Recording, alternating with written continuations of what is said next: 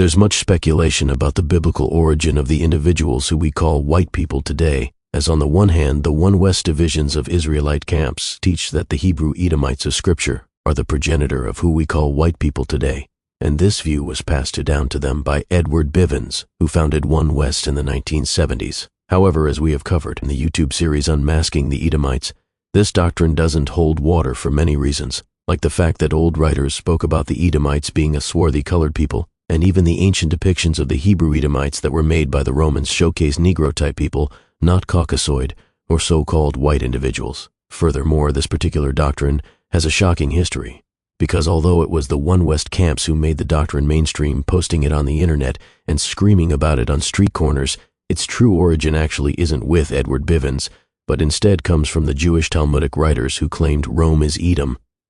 The other popular teaching about the biblical origin of white people is that they are the descendants of the fallen seed from Enoch. But just like One West, there's many flaws in this belief, mainly due to the fact that the majority of its foundation isn't built off of Scripture, but rather the writings of Elijah Muhammad, the founder of the Nation of Islam. The doctrine states that white people aren't human because of the fragment from Enoch, where it says Noah's father thought Noah might be a child of the Watchers because he was white-skinned.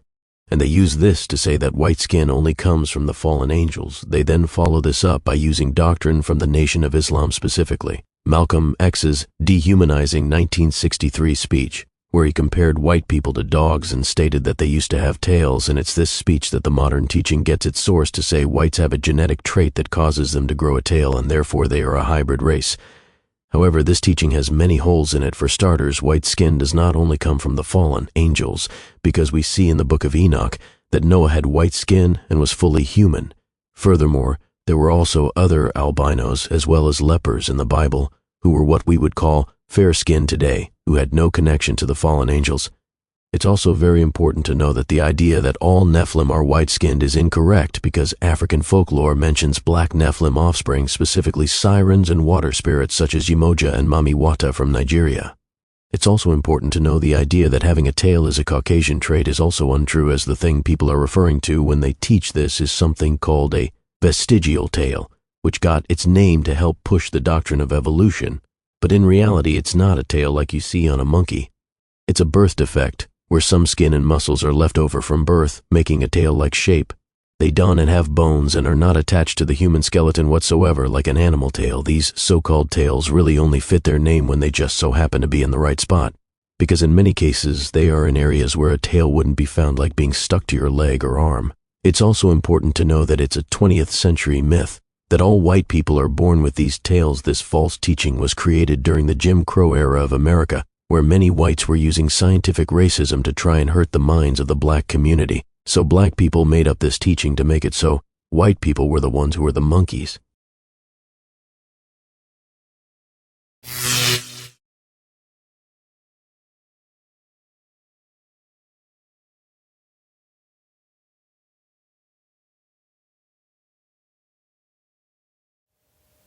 The first book we're going to be reading is from the year 1632, and it's called Royal Genealogies, or the Genealogical Tables of Emperors, Kings, and Princes. Right off the bat, when we get into this book and look under the descendants of Japheth, we see Gomer listed here. And listed among the descendants of Gomer are the Cibrarians or Sumerians. Now, for those who don't know, the Sumerians were one of the many barbarian Caucasoid tribes of Europe. Some other peoples to note here are the Gauls, and under Magog is the Scythians and the Goths, but we're not covering those guys right now. We are specifically covering Gomer and the Sumerians. Let's keep going to another source that links up the Sumerians, the barbarian Caucasian tribe, to being descendants of Gomer. Getting into another source, we're going to a book from the year 1857 called Chronological Tables, Comprehending the Chronology and History of the World, from the earliest records to the close of the Russian War. We are now in this 1857 book, and we are under the descendants of Japheth. Specifically, we're going to be looking at Gomer and his descendants. Gomer, his numerous descendants, key word right there, numerous descendants. We're going to tie that up with the scriptures later. on how Gomer was not the father of just one nation of people. He founded many different peoples, and we're going to see that later on in the scriptures and prove that to be true. Gomer, his numerous descendants, spread themselves over a considerable part of Asia Minor and the north of Europe. The Phrygians, Sumerians, they're the Sumerians again. So this author, all the way back in the year 1857, also linked the Sumerians to being descendants of Gomer, just like the man from the 1600s did. So now we have two old sources saying the same thing. But two sources is not enough. Let's keep drilling and bringing this point home. Let's go to another source. Okay, I'm now going to be reading out of this book from the year 1840. It is called A Manual of the Ancient History of the East. We are now in the book History of the East, and we are under the race of Japheth on page 61. Names of his 7 sons as Gomer, Magog, Madai, Tubal, Meshach, Tyrus, and Javan. Gomer personifies the family originally established on the northern coast of the UX and the north of Greece. From these were in due course a time to spring a people well known to the Greek and Roman historians as Sumerians or Cimbri. Now we're going to come back to this book a little bit later because this book gives us a huge nugget about the truth about how some of the peoples in India actually are Caucasoid descendants of Japheth. But right now we're not dealing with the Indians. We are dealing with the Gomerite Sumerians, barbarian tribe. We are now looking at a new source from the year 1851, and this source speaks of the descendants of Japheth, and under the descendants of Japheth, we have the Sumerians making another appearance. From the 7 sons of Japheth, 7 nations had their origin. The Cimbri, the Cimbri, or the Sumerians are descendants from Gomer. So once again, we're starting to see the Sumerian-Gomerite connection. Let's keep going with even more sources. We are now in the 1917 book called the Schofield Reference Bible, the Holy Bible containing Old and New Testament. So we're going to be looking under the descendants of Japheth, large Japheth. He shall dwell in the tents of Shem, and Canaan shall be his servant. But let's go a little bit farther down than that. To this countries, each according to his language, family, and people. We are of the opinion that Gomer was the father of the Cimbri, or Sumerians. So once again, in this 1917 book, which is way, way younger compared to the other books, arguably too young, is saying the same thing that the writers 100, 200, 300 years before this guy was saying. Sumerians, Gomerite connection. We are now in another book now. Now, this source is unknown, the year is unknown, and the author is unknown. I've had this book for a very long time, and I can't even remember where I got it, but I thought I would add it in this lesson. Page 3, Sumerians, Gomer, biblical Gomer, Genesis chapter 10, verse 2 through 3, Ezekiel 38, Ezekiel chapter 38 and 6, may be associated with the invading tribe from Russia known in non-biblical sources as the Sumerians, Acradani, Gomeria, Greek, Chimeria, and Josephus' Antiquities of the Jews 1.123. Architecturally identified the Gomerites with the Celtic Galatians. Those whom today the Greeks call Galatians were named Gomerites. In the 8th century BC, Homer, Odyssey 11.13 and 19, asserted that the Sumerians with a fog-bound land, perhaps the Crimean Peninsula on the north shore of the Black Sea, associated them with a fog-bound land, that is. So, very interesting. Let's move on. Now that we know that the Sumerians are descendants of Gomer, the descendant of Japheth, we are now going to use DNA to confirm that the modern Caucasian peoples in the land today are indeed related to the Sumerian Gomerite people.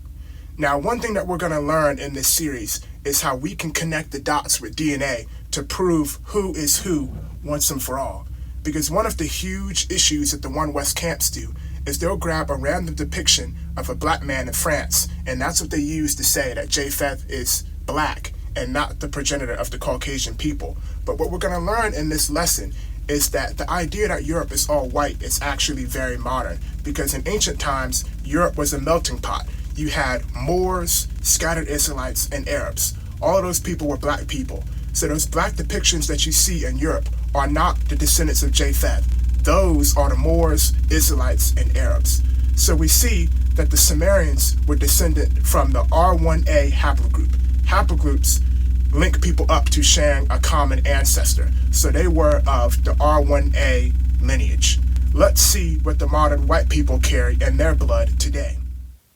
When we look at the modern day haplogroup bloodlines in Europe today, we find that the Japhetic Sumerian haplogroup of R1a is still in the region.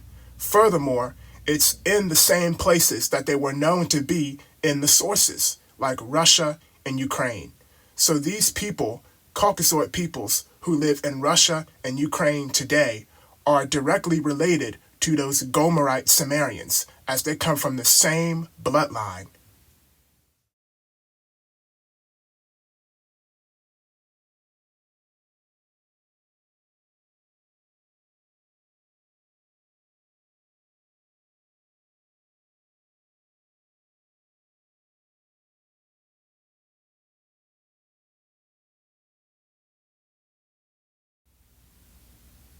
Now moving to the scriptures, we're going to confirm what I mentioned earlier on how Gomer is the progenitor of multiple peoples, not just the Sumerians or one barbarian tribe. In Ezekiel 38, we're learning about Gog and Magog, which is the people who are going to try and fight the Messiah when he returns. And the descendants of Japheth are leading this charge to try and fight Christ. And Gomer is mentioned here in this army. Specifically, it says Gomer and all of his bands. So Gomer has multiple bands. And if we go back to the DNA chart, now that we've confirmed the DNA connection between the Sumerians, Gomerite Sumerians, and the modern people in the land, we're going to see that there's many people in Europe of different so-called countries who are related to this guy. Let's keep going. Looking back at the bloodlines in Europe today, we see that there's people in Russia, Belarus, Poland, Ukraine, Turkey, Greece, Sweden, Norway, Scotland, Ireland, Belgium, France, Germany, Switzerland, Latvia, Estonia, Finland, Austria, Hungary, Siberia, Albania, Bulgaria, and Romania, just naming a few. They'll all come from that same R1a Gomerite bloodline, the bands of Gomer. So there's a lot of people who are part of that army, the bands of Gomer, that is, who are going to try and fight Christ when he arrives, a part of the Gog and Magog army. So Gomer is not the founder of just one person. As we can see, that bloodline is all over the place. We are now back in the chronological tables book because we're still driving this point home about the bands of Gomer and how Gomer is the progenitor of many of these different so-called Caucasian peoples. So we're going to be reading close to the top of the page, right here. Though the invading tribes, the barbarian tribes, were known by different names, yet as they all, or nearly all, proceeded from a common source. You see, a common source. So it's exactly what we just saw with the DNA blood. So you have, Russians and Ukrainians and Hungarians and Albanians and Norway people. They got all these different names, but they have that same Gomerite bloodline. The bands of Gomer. Gomer and his bands. There's many types of Gomerites. They ain't all Sumerians now. Okay, we're now going to be talking about another barbarian tribe who are descendants of Gomer, and that is the Gauls. Now, one thing that is very important to know about the Gauls is the Gauls are associated with France. And just like we exposed the error that the One West camps make, that Europe was multi-ethnic for a long time, France was the area that had a lot of black people. There were a lot of Moors there, and there were a lot of Israelites there. So what we need to figure out is we need to find the Japhetic peoples who were in France and separate them from the Moorish and the Israelite ones, those peoples of color. And that's why right here in this source, as you can see, a little nugget about that. where it says, from Gomer were descended the Gauls, or some of the Gauls descended from Gomer, for they were of various sorts, because you had people living in the land of Gaul who were not Japheth, they were from Jacob, Hebrew Israelites. And then you also had Moorish people, who were from Morocco. So that's the problem. You can't just pick a picture from the land and say that that's them. That's why we're going so far into this, doing the sources and doing the DNA link to confirm who is who. Those black people in France weren't Japheth. They were us, and they were Moors.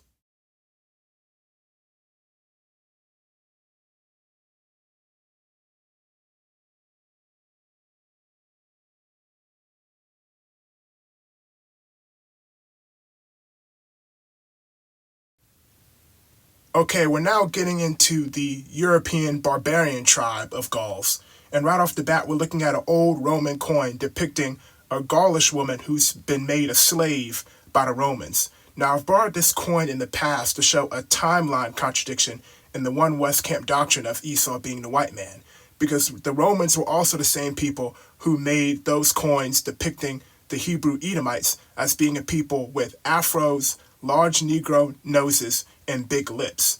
And not long afterwards, they started making these coins of the different European peoples who they were capturing from all across Europe and making them slaves. So with that being said, that would mean that we have Esau on two completely different continents during the same time period, having two completely different phenotypes. So he's in Arabia at this exact same time with an afro, Negro nose, big lips, but then somehow he's also in Europe during the same time period, and he looks like this. You see, timing kills false doctrine.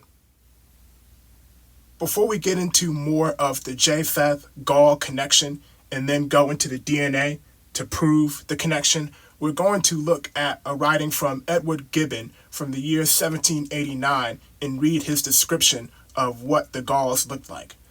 The Gauls derided the hairy and gigantic savages of the north, their rustic manners, distant joy, vectorous appetite, and their horrid appearance equally disgusting to sight and to smell.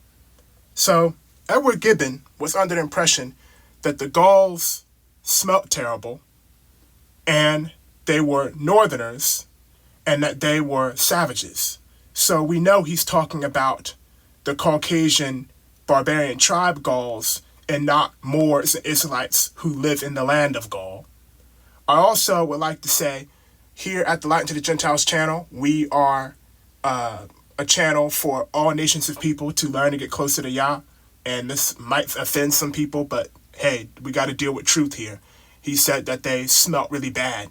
And that's something that a lot of people could talk to a lot, how it's not a Moorish or Israelite custom, not even a Hebrew custom when you count the other Hebrew nations, to not bathe often. I've been all around the world. I've lived among many different peoples, and it's always been a European custom to not bathe frequently. So we already, based on this description, can get an idea on who he's talking about. Alrighty, now we are back in the History of the East book, and we're going to be making the Gaul-Gomerite connection. And then afterwards, we're going to be moving away from Gomer, and we're going to be covering the descendants of Magog. Let's start reading. 3 sons of Gomer are mentioned. Ashkenaz, whose name seems to compose of Gothic roots, as Tunis, the race of asses, which represents the Germanic and Scandinavian nations not yet separated and inhabiting a limited district to the northeast of the Black Sea. Keep in mind, the Caucasus Mountains range is near the Black Sea. Ripath, that is, the group of Celts or Gauls, then established in their first European settlement on the Riparian Mountains, the present-day Carpathians, before entering on their last migration towards the France of our days. Okay, there's a lot to unpack here. For starters, in the old sources, the Gauls have been associated with Gomer himself and also Ripath. Now, Ripath is one of the sons of Gomer, so still in the Gomer family.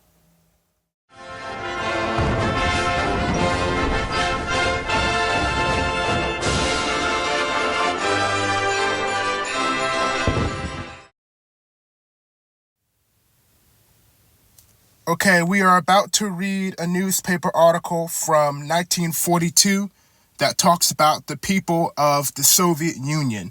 Now, this is the newest source that we have covered yet in this lesson. Our previous source that was the newest was the 1917 book, but after this 1942 source, we're going to be delving back into the more old and ancient stuff. But let's take a look at this document about the Soviet Union, because it's very interesting and it tells a big story. In the Soviet Union are Slavs, Finno-Ugrians, and Turco-Tartars, Japhetic peoples. So this source right here is telling us that the people of the Soviet Union were Japhetic peoples, Japhetic Soviet Union. The next source we're about to cover is the oldest source in this lesson so far. It is from 1558. And this particular source is so old that it's written in Latin. So I've had to translate this from Latin to English. So let's now read the translation and see what this 1558 Latin book has to say about the descendants of Magog. Magogus, therefore, was Noah's nephew from his son Lephtus, which is a weird translation of Japheth. Witness Josephus in the first book of Ancient Times, chapter 11, the father of Scythia, European Scythia, which is now called Finland, the king of the Goths in the east, and the town of Tenaim today. He ruled the multitude of the people. He arrived in those nations from a foe name as Scandicia, Oq, the Latins. The author of the Magogish nations in the name of Lephos he named the Magogish. Then the Greeks imperished the name of Scythians. Okay, so the people who were known as Magogites, the Greeks called Scythians. And we're going to get into it a little bit later, where we're going to learn about the traits of Japheth and how they match the so-called Caucasian perfectly. But right here, the Greeks are doing something that white people have been doing for a long time, which is giving people new names. So in the most ancient of history, everybody had their biblical name, but people like the Greeks and Romans started giving them new scientific names. So these people known as Scythians used to be just known as straight up Magogites. Let's keep going to another source. Okay, we're now in the book of Josephus, and Josephus is going to explain the Magogite Scythian connection. And even though the book of Josephus is way older than that 1558 book, it's definitely going to be much easier to read, because the book of Josephus has been professionally translated to English, and they have done a better job than I did translating that Latin book. I mean, that Latin book was like some Pirates of the Caribbean type of stuff. It was hard to read. But let's get started. Now they were the grandchildren of Noah, in honor of whose names were imposed on the nations by those that first seized upon them.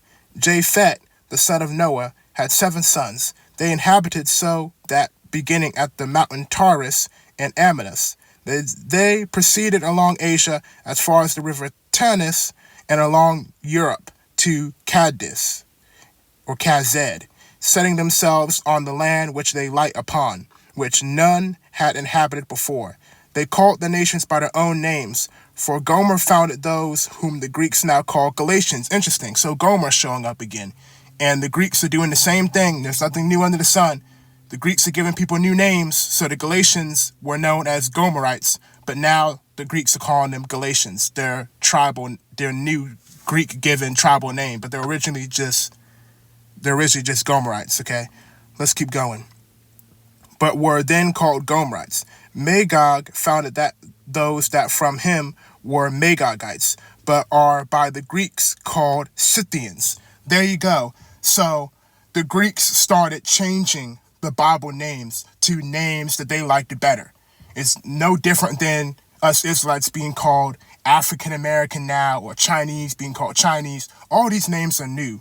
You know, Russian, British. If you went back 1,000 years, nobody would be advertising as African American. Nobody would be Chinese. Nobody would be Russian. you would be your biblical ancestor's name. Let's move on to another source.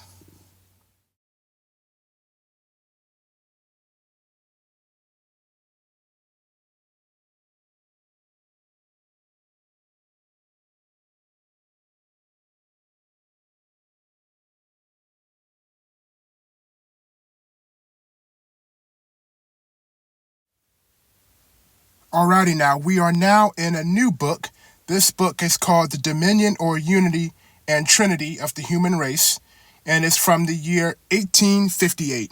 Now we're going to get into this book for a little bit more of the Magog-Scythian connection. In the days of Caesar, the most advanced tribes of the Goths, or Geti, were known to the Romans by the name of Germans. They occupied all the continent but the Cimbriac Peninsula and had reached it even past the Rhine. The Anglo-Saxons are derived from them. Some of these Scythians were the descendants of Magog.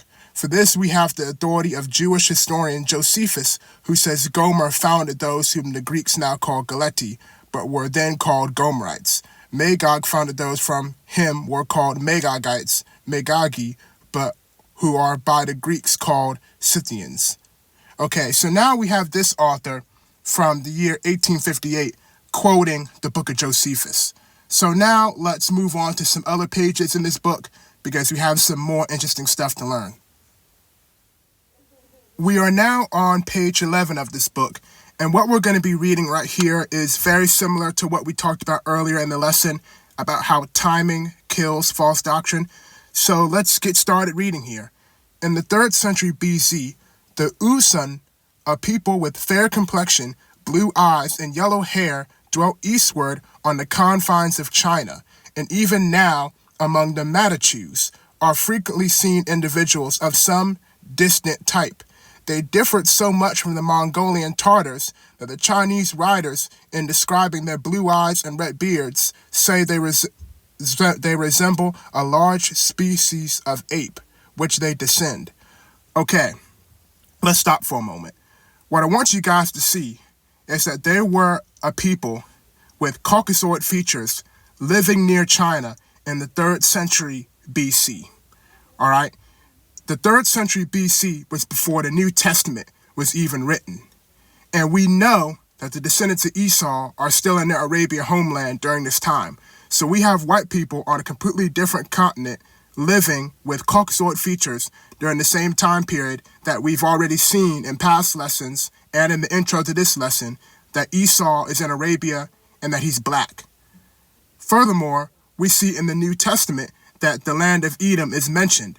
So we can already see the hole in the timing right here. White people were already near China while Esau's in the Middle East. You see, timing kills false doctrine. Let's keep going.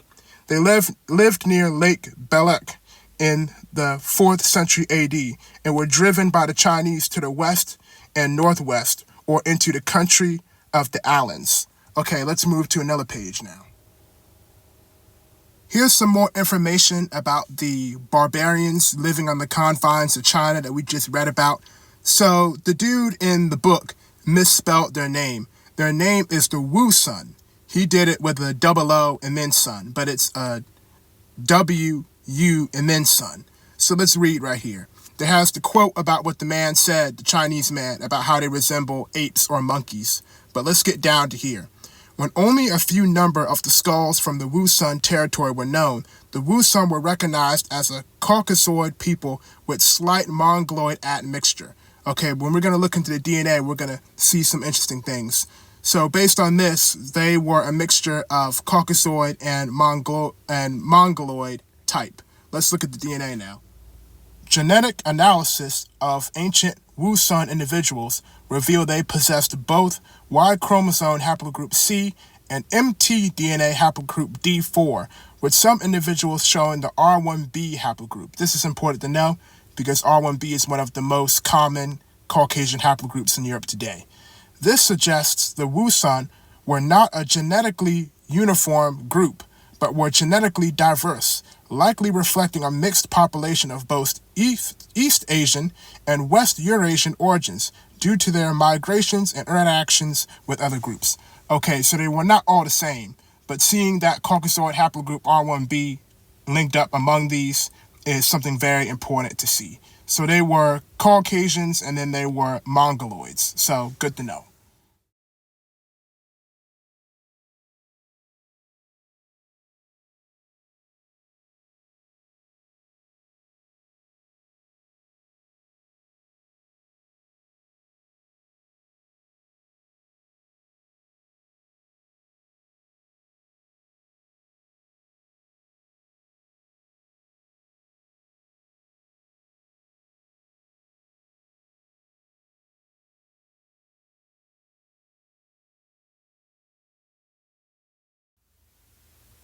Alrighty, now we are now on the next page, which is page 312, and let's read.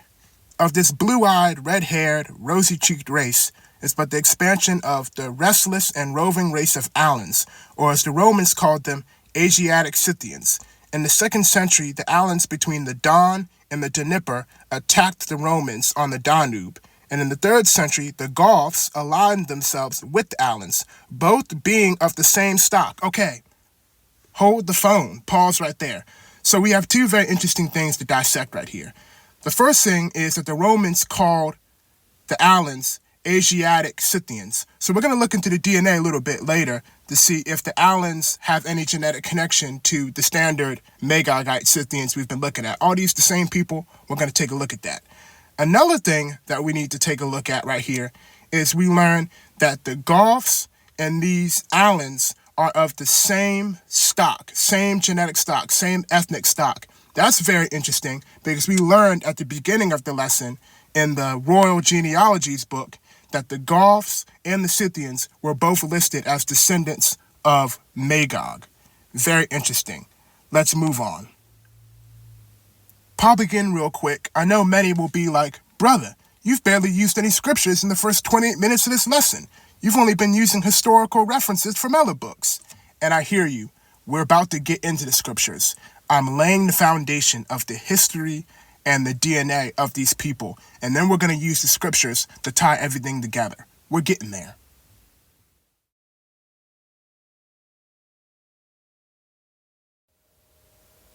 We are now in a new source from the year 1671. And it's a long title, so I'm just going to read some of it. America being the latest and most accurate description of the New World, containing the original of the inhabitants and the remarkable voyages. So let's just call it that. So we've brought this book out on the channel before, and this is the book where we learned that some of the Phoenicians were actually Edomites.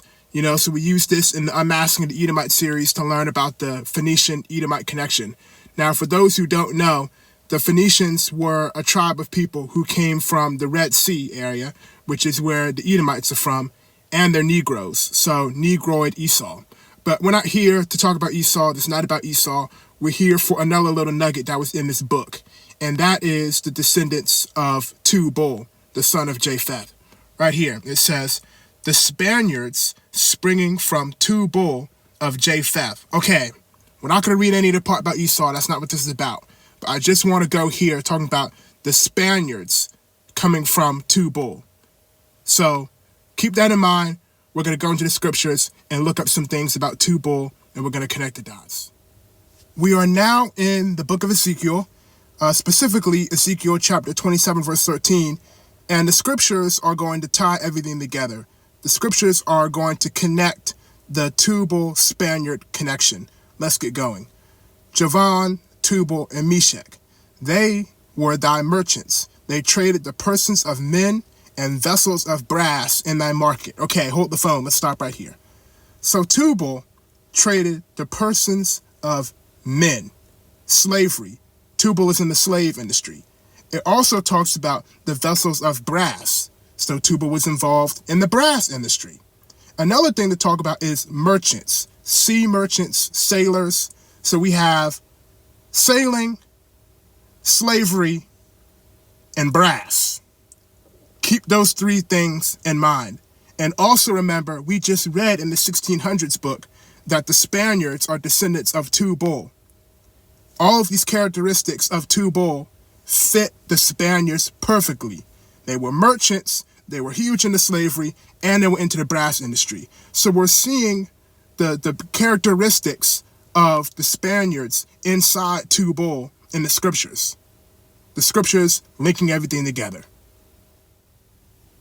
Now that we have successfully established our foundation, we're going to dive straight into the scriptures, and we're going to cover many things. One of the things we're going to cover is how Japheth has spread his seed all over the earth, and how a lot of the peoples who you've been conditioned to think are something different are really Japheth's seed in disguise. That's what we were talking about earlier, where I said we were going to talk about the situation in India. We're finally going to do that. The majority of the Indians are actually Caucasians who come from the same haplogroup as white people and share a common ancestor with them. We're also going to learn how most of the people in the Middle East today aren't the original peoples who were there during the times of the Bible, but are Ottoman Empire Turk replacements. And we're going to be talking about God shall enlarge Japheth, and he shall dwell in the tents of Shem. And we're going to see just how literal that really is. Other things we're going to be talking about is some questions that I know people down below are still going to have. And one of those questions is going to be is, well, brother, your sources are cute, but one thing you can't answer is why would Japheth ever do all the stuff to us that the so-called white man has done? Because the scripture says that Esau had a perpetual hatred for Jacob. Why would Japheth do all that? You can't find nowhere in the scriptures where Japheth ever did us wrong or where Japheth hated us.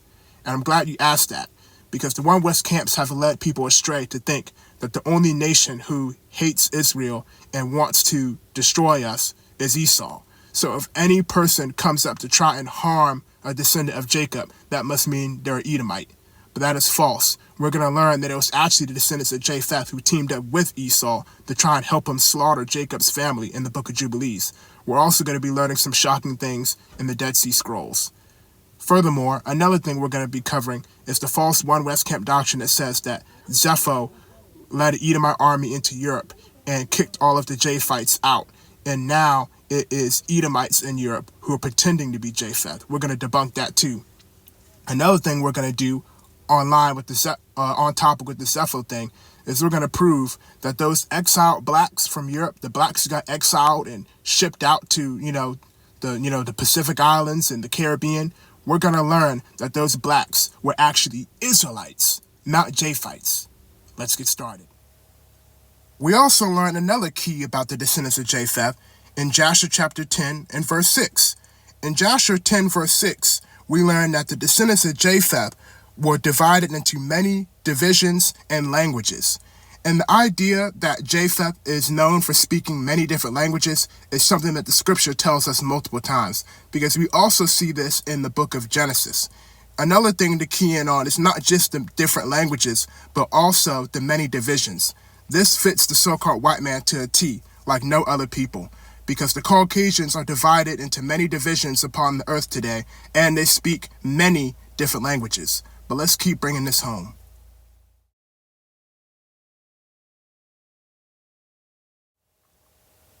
Okay, we are now going to be covering Japheth enlarging his seed all around the earth. So in Genesis chapter 9, verse 27, we read, God shall enlarge Japheth, and he shall dwell in the tents of Shem. This is more literal than most people really think, and we're going to find out right away.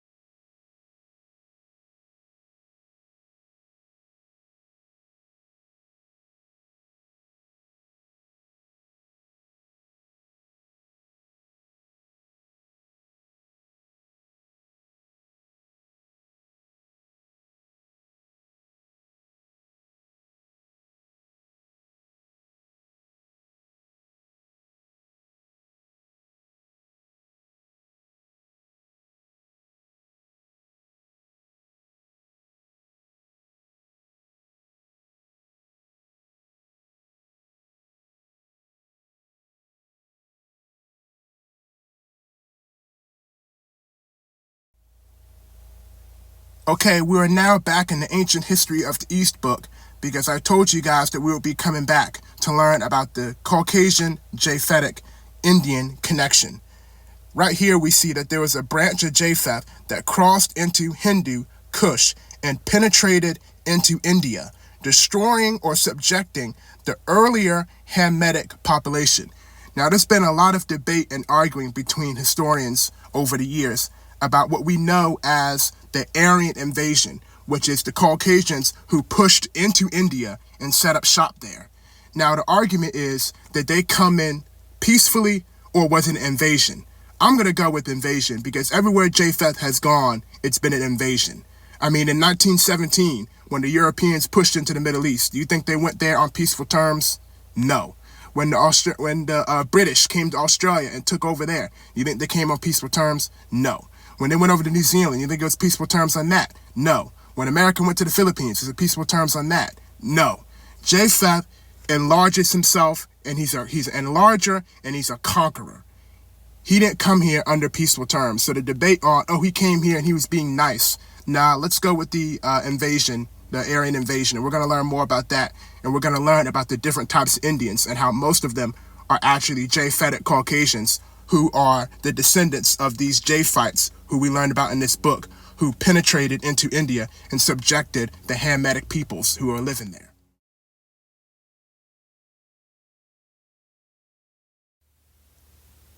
Okay, now here's a chart I put together a while ago.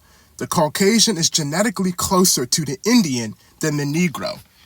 Indians and white people share many genetic traits as well, such as straight hair, size of lips, body build, nose shape, and even eye color, because albino Indians often have blue eyes or green eyes, blonde hair, and white skin. Most Indians are actually part of the same DNA haplogroup as the Caucasians, as they both are a part of the R1A haplogroup. You see, when we look at India, the majority of the population comes from that same Japhetic R1A haplogroup that we learned about earlier. And then when we go to the European map, look, R1A, we got R1A in Poland, we got it in Belarus, we got it in Ukraine, we got it in Latvia, we got it all over the place. So right now we see the DNA connection between these Caucasian Indians and the so-called white man. They are related. They share a common ancestor. These Caucasian Indians, these Aryans, share a common ancestor with white people. And when we look down here at the Indian men with albinoism, you realize that an albino Indian just looks like a regular white man from Utah. And that's one of the things that we need to understand. You know, people will be like, you can't prove that Japheth was white skinned. But here's the thing. Skin color is not what matters. In the grand scheme of things, skin color really doesn't matter. It's phenotype. Because the Indians are brown-skinned, but yet they have Caucasian features. And this becomes very apparent when they are albinos. You see, we look at the picture of the Indian woman and the Caucasian woman. We see that the lip sizes are the same. We see that the nose sizes are the same. You see, it's the phenotype, the features. Because if you have a black man and he's albino, he ain't going to look like a white man. Why? Because we're different phenotypes. We have different features. But since Indians have the same features as white people, since they're both Caucasians, they're just melanated. When they're albino, they just look like your average white person from England because they're the same phenotype. They're both Caucasians, same common ancestor. When the Most High Yah smote Miriam with leprosy, she didn't become Taylor Swift because she was a black woman. So she's just going to be an albino black person. She's still going to have an afro, Negro nose. She ain't going to look white. That's why it's important to understand when someone says, oh, Japheth, he would have had dark skin. It doesn't matter. Phenotype is what matters. And the funny thing about that is when the European scientists have been making their own scientific depictions on what they claim their ancestors look like 4,000 to 5,000 years ago, they look like Indians. They're Caucasians with melanin. So if anything, Japheths, the earliest Japhites, could have been Indians, Caucasians with brown skin. Because when the Europeans are saying, oh, this is what our people look like 5,000 years ago, they look like this Indian woman. So it's about the phenotype. It's not about the color. So Japheth could have been as black as me, but it doesn't matter because he still has these features. All it takes is for an albino gene to hit, and we have the modern day white people of today. So the color argument really does nothing. And here's some proof of that, of it being phenotype and not being color, and how Indians and white people are both Caucasians. All Caucasians aren't pale-skinned. That's a myth. That's American myth. Right here on the right, we have pictures of real Indians, real Caucasian Indians on the right. And then on the left, we have these people. They look like Indians, but the truth is, these are just images of white people who I have changed their skin color in Photoshop to be melanated. So I gave these white people melanin in Photoshop, and now they look just like Indian people.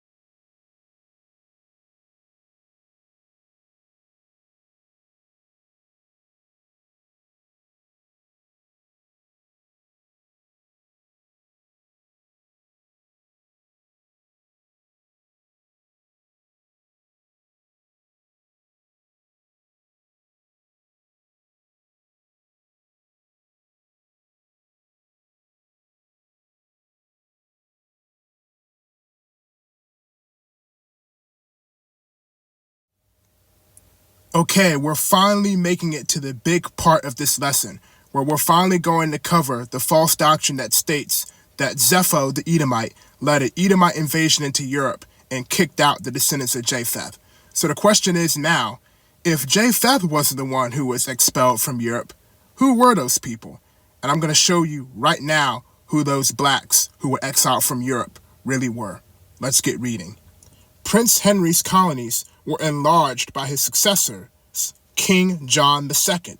In 1492, expelled all the Jews to the island of St. Thomas. Okay, so all the Israelites were thrown out of Spain and Portugal, and they were sent to the island of St. Thomas. And we're going to look at what the people of the island of St. Thomas look like, because the people of the island of St. Thomas were these blacks in the Portugal and Spain area who were thrown out, which had been discovered in 1471 and to other Portuguese settlements on the continent of Africa. So they sent some of us to Africa too. And from these banished Jews, the black Portuguese, as they are called, the black Portuguese. So these are black Europeans who are really Israelites, who the white man, Japheth, kicked out. And they threw us to the island of St. Thomas, and they threw us in Africa. So those black Europeans who got thrown out weren't the Japhites. It was Japhites throwing out the descendants of Jacob. Okay, that's what was happening in Portugal. Let's keep reading. The black Portuguese, as they are called, the Jews and Lango, who are despised even by the very Negroes, are descended. These Negroes were purchased in Guinea. Okay, Guinea, Congo, and Metacongo. Okay, Guinea is very important because Guinea is one of those Pacific islands where the One West camps talk about. And we're going to look at the people of Guinea. So now we know that some of them were sent to Guinea.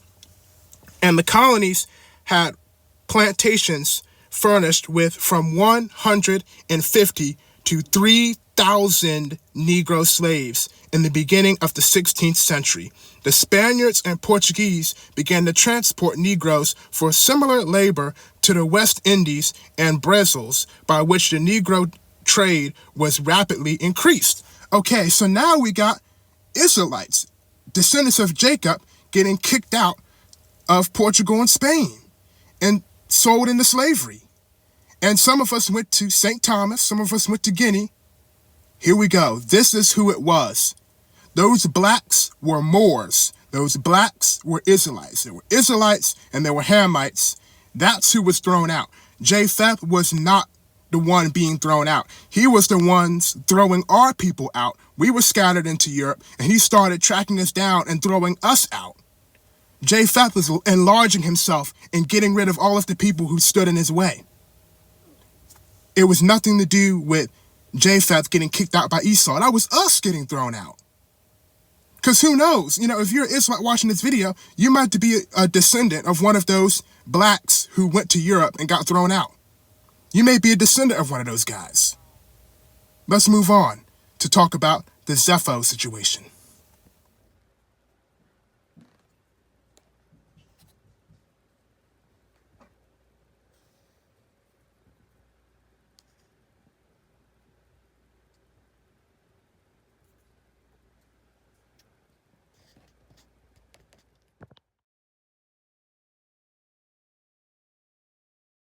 Now, we're going to be starting off in the book of Jasher with chapter 60, and we're going to be covering the doctrine that many camps use the book of Jasher for, which is the teaching of Edomite invasion of Europe. And this is what they use to say that the modern-day European is Esau and not Japheth, because they use the book of Jasher to say that the Edomites took over all of Europe and kicked Japheth out. But we're going to learn when we read in context in the book of Jasher that this was no Edomite invasion of Europe, and that no Edomite invasion of Europe happened. Now let's read about this. Now, the book of Jasher talks about that Zepho, the son of Eliphaz, the Edomite, teamed up with an African king, and he started going on pillaging missions to go pillage and steal from the children of Chittim, the Greeks. But let's start at verse 30 of chapter 60. But from then that day forward, the troops of the king of Africa would go to spoil and plunder it. And whenever they went, Zepho, the captain of host of Angus, would go with them. Okay, so this is key. So Angus, this African king, made Zepho the captain of his army. Now keep in mind, Zepho, which we now know, the black Edomite, is leading an African army to go steal from the Greeks. So this is black on white crime, so to speak. And one thing that you must understand is, contrary to what the camps tell you, Zepho is the only Edomite in the story. This is not an Edomite invasion, and we're going to learn later on in the book of Jasher that the Edomites are in Arabia and their Mount Seir homeland because Zepho sends them a letter, and the Edomites are all still in Mount Seir. Zepho is the only one here. And his army, I'm going to repeat it again, his army is not an Edomite army, it's a Hamite army. So we have a Hebrew Edomite who's been made captain by an African king to lead Africans, Hamites, swarthy people into Europe to steal. Now let's move on. We are now in Jasher chapter 61, and we're going to be reading verses 23 through 25. Now this is the huge bomb right here that these camps use to prove the Edomite invasion. Now, I'm going to repeat myself again, and that is the fact that Zepho is the only Edomite in the story, and we're going to find out once and for all that this is not an Edomite invasion, and that all of the Edomites are still in their Arabia, Mount Seir homeland. Zepho was made so-called general in our times of Hamite troops. He was leading them in the battle. He is the only Edomite in the story. This is not an Edomite invasion. He's using Africans to help him steal from the Greeks. Now let's read, starting at verse 23. And at the revolution of the year, the troops of Africa continued coming to the land of Chittim to plunder as usual. And Zepho, son of Eliphaz, heard their report, and he gave orders concerning them, and he fought with them, and they fled before him. And he delivered the land of Chittim from them. Verse 24, and the children of Chittim saw the valor of Zepho, and the children of Chittim resolved, and they made Japheth king over them. And he became king over them whilst he reigned. And they went to subdue the children of Tubal and all of the surrounding islands. Verse 25. And their king Japheth went at their head, and they made war with Tubal and the islands, and subdued them. And when they returned from battle, they renewed his government for him, and they built for him a very large palace for his royal habitation and seat, and they made a large throne for him. And Japheth reigned over the whole land of Kittim and over the land of Italah for 50 years. Okay, so there's a lot to break down about this, and I mean a lot to break down. And when you read in context and break down each verse one by one, it all starts to make sense. Now, I'm going to bring up an analogy that happened in recent history to just showcase what Japheth the Edomite is really doing here. So for those who remember the 2008 United States of America presidential election, Barack Obama won that election, and he was made president over the United States. Now, Barack Obama, being a Hamite, was ruling over America, and the people he was ruling over were ethnically Japhetic white people and Hebraic black Israelite people. So did Barack Obama's reign over America make all of the Israelites Hamitic in origin and make all of the white people Hamitic in origin? The answer is no. And this is exactly what Japheth was doing. This was a complete Barack Obama situation. He's ruling over the people. That doesn't mean the people become him and they become one seed. That's not how it works. Israel was constantly conquered by other nations in the scripture. I mean, we got beat up by the Philistines. We got beat up by the Egyptians. We got beat up by the Babylonians. The Persians came to beat us up for a little bit. The Greeks came to beat us up for a time. The Romans came to beat us up. But yet the Most High always made it clear that we're still a specific seed and we're still a specific lineage of people. We never got washed out and became white or African. So the idea that Japheth, well, they say this is when Japheth got kicked out. But some people say another thing in Joshua we'll take a look at. They say, and the children of Kittim became one kingdom with the people of Mount Seir. Now, one thing I'd like to mention about that is it says one kingdom, not one people. The Israelites have constantly been made one kingdom when we've been conquered. We're one kingdom with the white man of America right now. But that doesn't mean we're European. That's what they're saying. So one kingdom does not mean one people. And one thing I want to point out is when it talks about that they went to go subdue the other children of Japheth, Tubal, and the surrounding islands. We need to keep in mind that Japheth is in charge of Africans. He's using Africans to do his dirty work. This is not an Edomite invasion. These aren't Edomites going around attacking the children of Japheth. Japheth is the only Edomite here, and we're going to find out shortly, and we're going to kill this whole thing, that all of the Edomites, every single Edomite except for Japheth, is in Arabia area, Mount Seir, the Red Sea, black colored folks territory. They're not over here in Europe, kicking out the children of Japheth. Esau never went over there to kick out Japheth and to steal his land. This is an African war, and they are being led by Japheth. And based on what we've already seen in this series, we know Africans are not white. So we have African soldiers, and now we know Esau is not white. So we have, based on what we read about Herod Antipas a few episodes ago, we have swarthy, flat-nosed Esau leading an army of Hamitic peoples.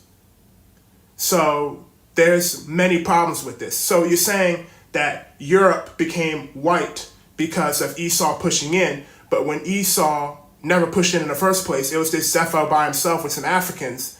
So you're saying, oh, that's how Europe became white. It was all black before then. White people, stole it. Well, with that doctrine, it doesn't make any sense because Japheth was black and his troops were literally from an African king, Angus, the king of Africa. So how did Japheth's pillaging missions and his invasion of the Greek islands make Europe white when he's swarthy and his troops are swarthy? It doesn't make any sense. I mean, it's like saying that, Korea is Asian because the Germans invaded. How did the Germans invade Korea, make it Asian, when they're not Asian and they don't have Asian features? See, it makes no sense. But I'm really excited to get to the part where we learn about the fact that Esau is still in the Middle East and he's still in his homeland over there. And that lines up with what we're going to learn, later on and around the end of the series about where Esau is.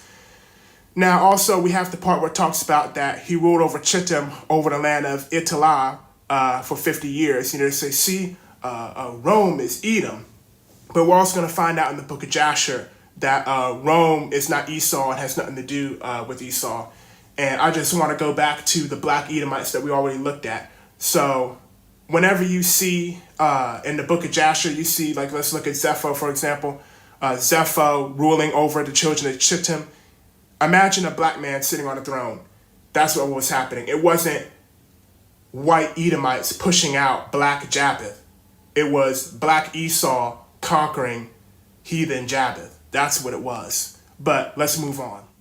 Alrighty, we're now in Jasher chapter 6-3, and I really want to show you something in verse 14 that backs up what I was saying earlier. Now, in verse 14, Angus, the king of Africa, is now very mad with Zepho and wants to go smite Zepho. But here's what it says. Come to me with all thy men, and help me smite Zepho and all of the children of Kittim, who have destroyed my men. So here is the interesting part. The children of Kittim are still recognized in the book of Jasher as being a separate nation of people from Esau. They didn't all become Edomites. They're not all Edomites now. So why did the king of Africa in this book identify Chittim as being a completely different people and did not link them up with being Zepho? Because it says, help me smite Zepho and all of the children of Kittim. It didn't say, help me smite Zepho or something like that. Now let's get into the other part, because this is where it gets really crazy. And Zepho and the children of Kittim heard this thing, and they were greatly afraid, and a great terror fell upon their hearts. Here we go. We're going to find out. This is not no Edomite invasion. And Zepho also sent a letter to the land of Edom. So Edom is still a thing, because for this doctrine to work, they abandoned Edom and moved into Europe. But the mail service is still running. So if you're going to send something to somebody's mailbox, why would you send somebody something in the mail if they weren't living at that location no more? For example, if my friend moves to a new city and I want to send him, a letter asking how he's doing, I'm going to send it to his new address, not his old address. So there's somebody at the Edomite mailbox, so to speak, to still answer their letter. And Zepho also sent a letter to the land of Edom to Hadad, the son of Bedad, king of Edom. So Hadad the Edomite is here, and he's the guy who fled into Egypt to hide among the Egyptians and married a black African woman. Let's move on. Continue on, that's his. And Zepho also sent a letter to the land of Edom to Hadad, the son of Bedad, king of Edom, to all the children of Esau, saying, I have heard that Angus, king of Africa, is coming to us with his brother for a battle against us, and we are greatly afraid of him, for his army is very great, particularly as he comes against us with his brother and his armies likewise. Now therefore, come you also up with me and help me, and we fight together against Angus and his brother Lucas, and you will save us out of their hands.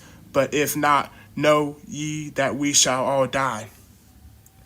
Verse 19, and the children of Esau sent a letter to the children of Chittim and to Zepho. See, the children of Chittim and to Zepho.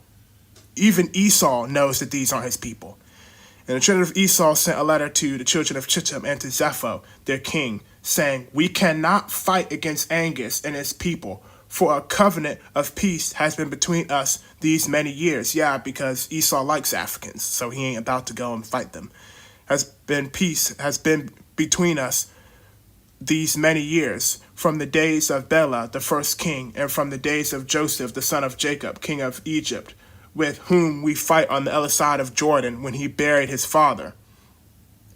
Verse 20, and when Zepho heard the words of his brethren, the children of Esau, he refrained from them, and Zepho was greatly afraid of Angus. So Esau basically said, Adios, senor. You're on your own. So, Zepho is panicking right now. He clicked the SOS button, to call in more troops. But his Edomite brethren, who are over there still in Arabia, are like, nah, we ain't fighting. Sorry, bro, we ain't doing it. So now it's just him and these Greeks to try and fight against Africans. But I want you to see, this confirms it, that all of the Edomites are not over there. It's just Zepho. And this also confirms that Chittim did not become Edom, because even the Edomites did not recognize the children of Chittim as being their own. I think that settles it. Okay, we finally reached the end of the tracks in the demise of Zepho, the Edomites' reign over the Greeks, the children of Chittim. And I want you to see that we already learned back there in the other chapters that this was not Edomite invasion, that there were no other Edomites with Zepho. And when that being the case, there was no rightful heir to the throne for continued Edomite rule over the children of Chittim. And we're going to see after the death of Zepho, the throne went back to a Japhetic man. Let's read it. Verse 6. And that time Zepho reigned over the children of Chittim was 50 years. And he died and was buried in the city of Nabna in the land of Chittim. And Janus, one of the mighty men of the children of Chittim, so he was a man of Chittim, one of the mighty men of the children of Chittim. He was not of Edom. If he was, it would have said that. Reigned after him, and he reigned 50 years. So Zepho came in, ruled, died, and it went back to Japheth. Alrighty, now we're also in Jasher chapter 90, because this is really part 2 or part 1 of what they use Jasher to prove this Esau's the white man doctrine. But Jasher chapter 90 is not as deep as the 60s. But I wanted to cover it anyway because I kind of hinted at this in past episodes. But, I just want to cover it. I don't want to leave any stone unturned. So let's get started with this. Verse 7. And the children of Chittim continued their pursuit of Edom, and they smote them with a great slaughter. And Edom became subject to the children of Chittim. And the children of Chittim ruled over Edom, and Edom became under the hand of the children of Chittim. And it became one kingdom from that day, and from that time they could no more lift up their heads, and their kingdom became one with the children of Chittim. All right, so we already talked about the one kingdom thing. I don't have to mention it again. We already know that's not they became one race or they became one nationality. They became the same seed. We've already mentioned that. If that was the case, then Israel would be abolished and we would not be a people anymore. And after going through the 60s of the book of Jasher, I would just like to say, if Chittim is Esau, then why is Chittim killing their brothers? Because Chittim it says they slaughtered Esau. A slaughter is like very violent, thousands dead. Why would they do that to their friends or for their brothers? Because they're not brothers, they're not friends, and they're not related.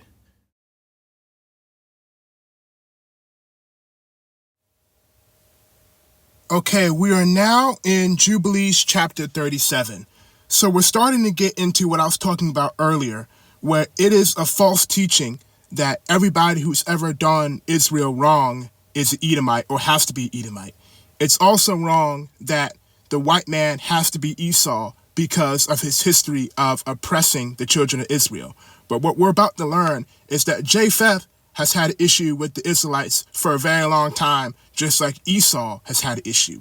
And we're going to learn it right here, right now, in the book of Jubilees. So for a little bit of context right here, what's happening right here in Jubilees chapter 37 is the sons of Esau are very angry about the fact that their father, Esau, did not receive the big blessing.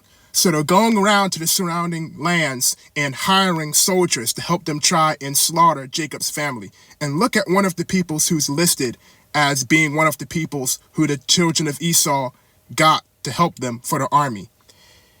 And there came to them from Moab and from the children of Ammon. Moab and Ammon had teamed up. Those who were hired, 1,000 chosen men from Philistia, the Philistines, 1,000 chosen men of war from Edom and from the Horites, 1,000 chosen fighting men, and from Chittim, mighty men of war. Chittim is one of the sons of Japheth. So in Esau's army, he has Japhites fighting for him to try and hurt the descendants of Jacob. I've covered this in a separate lesson. You can check that out.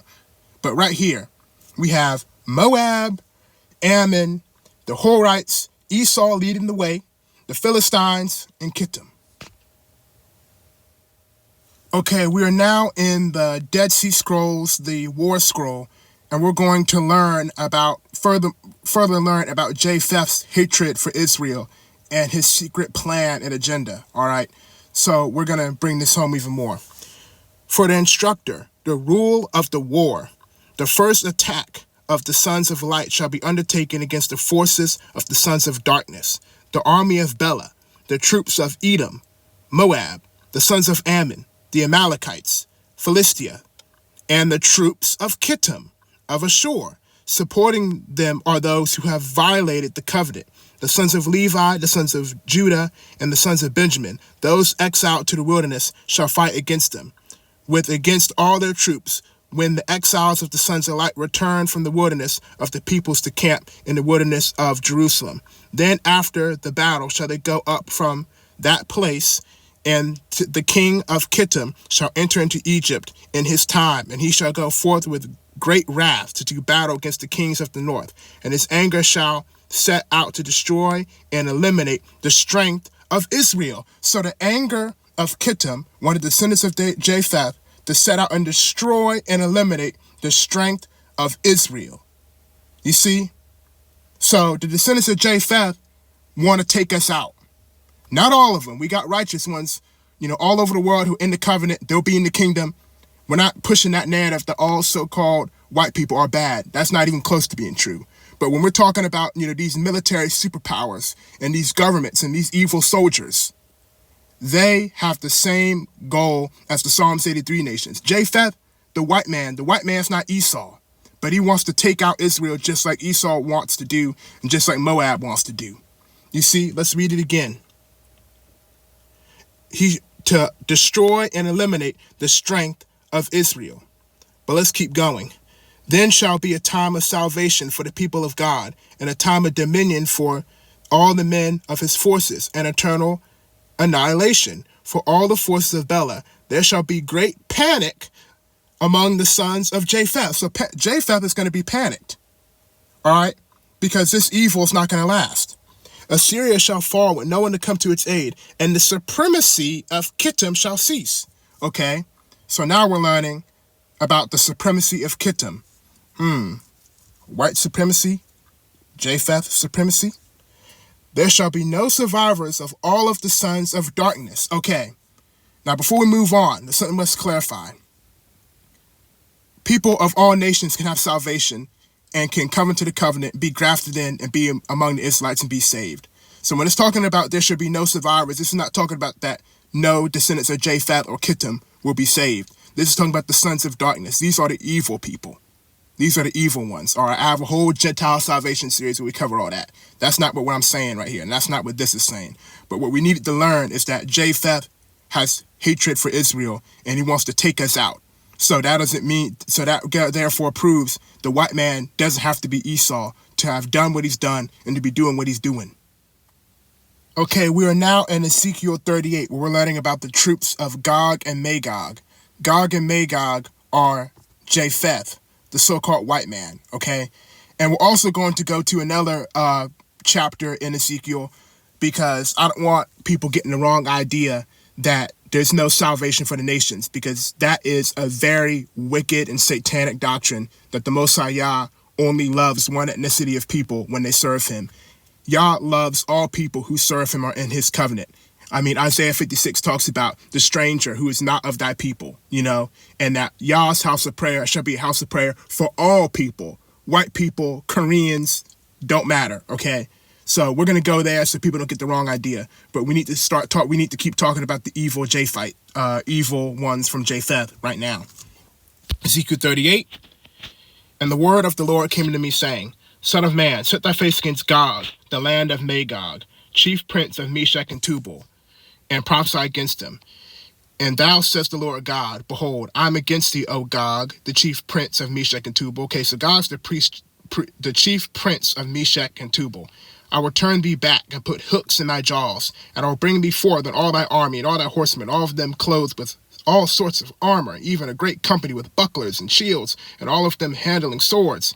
Persia, Ethiopia, and Libya with them. Okay, so we have some Hamitic peoples helping out Japheth right here. All of them with shield and helmet. Gomer and all of his bands, okay, the Gomerites, we learned how so many people all over Europe have the Gomerite blood, so that's a lot of people. The House of Dagarma is very interesting because we're currently learning in the Ashkenazi Jew series that the Ashkenazi Jews come from Dagarma. The Khazars were descendants of Dagarma. So now we have the Jews are part of this as well. So they're part of Gog and Magog, of the North Quarters, the House of Dagarma. So, we got them in there. And then Gomer, all those people. We already learned about Magog, Russia, Soviet Union, they're part of this. And many people with thee. And be thou prepared. Prepare thyself, and all thy guard and company assembled unto thee, and thou should be a guard unto them. And there's much more here.